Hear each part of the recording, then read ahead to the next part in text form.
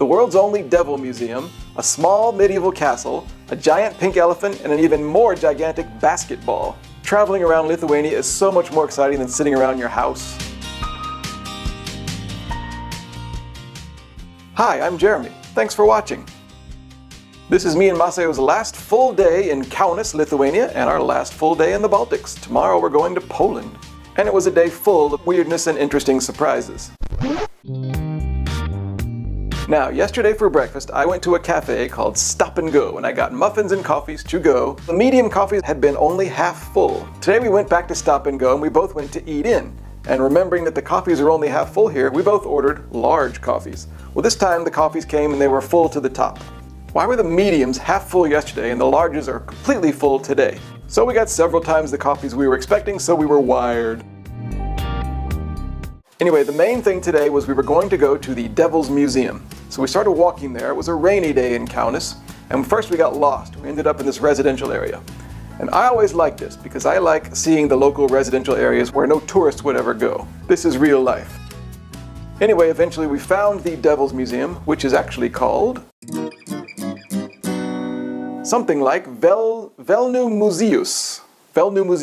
And it purports to be the world's only museum dedicated to devils. It's based on a collection started by an artist about 100 years ago. The artist's name was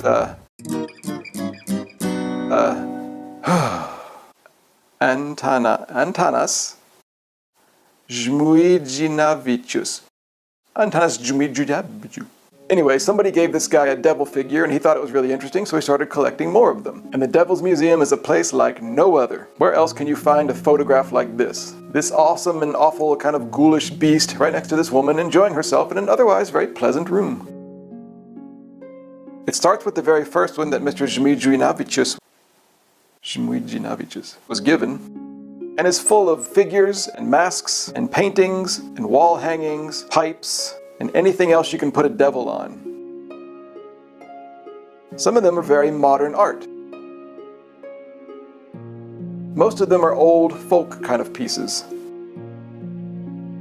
And the figures all look different. Some of them have horns. Some of them have wings. Some of them are bright red, but other ones are sort of more human-like. I think this one looks like Shaggy from Scooby-Doo. The overall effect of all these devils is not scary, but funny. I mean, is this devil scary to you? The ones that I liked best were the ones that suggested the hand of the devil in various human endeavors. For example, business. If you're going to succeed in business, you're going to be carried by the wings of the devil. Music was a big one. A lot of the devils were playing music. This one specifically is good for REM fans. And of course, alcohol. It was said that alcohol is a good thing to a point. The first drink is for God, the second drink is for yourself, the third drink is for the devil. In the museum, the devil theme extends to everything, even the bathrooms and the on-site cafe. After we were done, me and Masayo picked up our bags from the baggage room. I wondered what this guy's life was like. What an interesting and unique job. Baggage guy at the Devil Museum in Kaunas, Lithuania. Then it was back outside, and as always, everything we saw was pretty unique. Weird statues in weird yards. Interesting graffiti.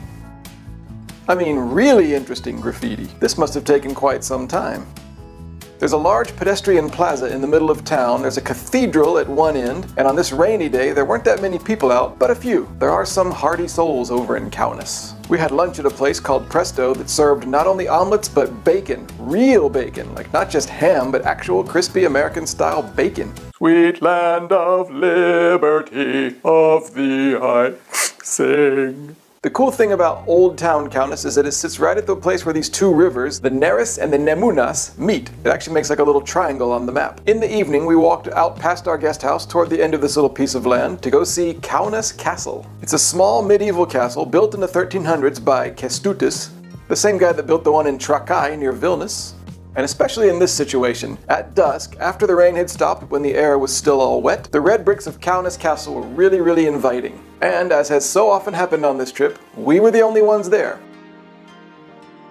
A lot of it's open to the elements, so it was very cold inside. We walked up and down the spiral staircase in these little towers, and the rooms had all these really cool things like old books and candles and chests. There were stocks and pillories you could play in. There were ghosts in the alcoves.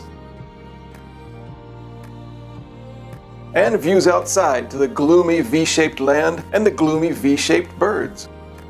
Back outside, we walked down to the very end of the land between the two rivers. And it really does literally make a little sharp point, just like on the map. It goes right to a triangle and then water.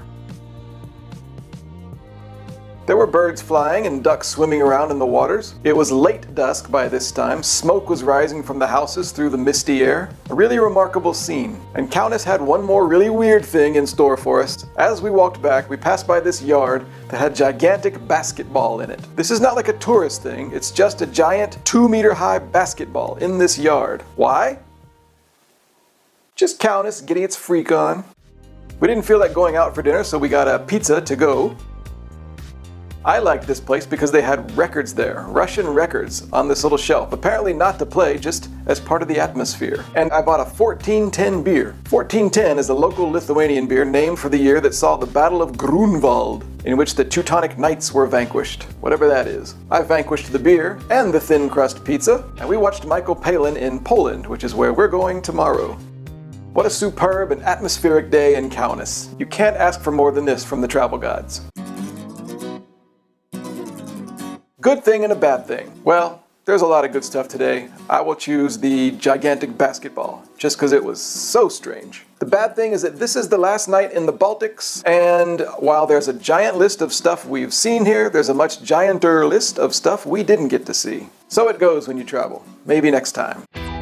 Diabetes thoughts for today. Everything was actually perfect until the pizza. The first of the morning was 114, before lunch it was 91, before dinner it was 104, and after the pizza and beer it was 289. The average of all of those together is 150. I've checked my blood sugar 114 times total on this trip, and the average is 193. Still way too high, but there have been recently a few good signs.